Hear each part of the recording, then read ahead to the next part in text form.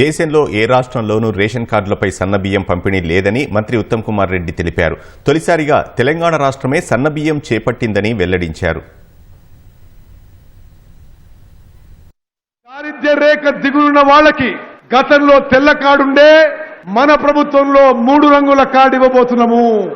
Above poverty లేనున్న వాళ్ళకి, దారిద్ర్య రేఖకి ఎగువనున్న వాళ్ళకి గతంలో గులాబీ కార్డు ఉండే, ఇప్పుడు మనం గ్రీన్ కార్డ్, ఆకుపచ్చ కార్డు ఇవ్వబోతుందని చెప్పి నేను మనం చేస్తున్నాను.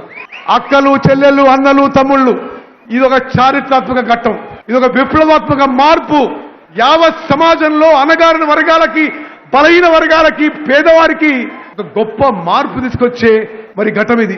రేపటి నుంచి యావత్ తెలంగాణలో రేషన్ కార్డ్ అర్హత ఉండే వాళ్ళందరికీ 6 కిలోలు ఉచితంగా సన్నబియ్యం ఇవ్వబోతుందని చెప్పి నేను మనం చేస్తున్నాను.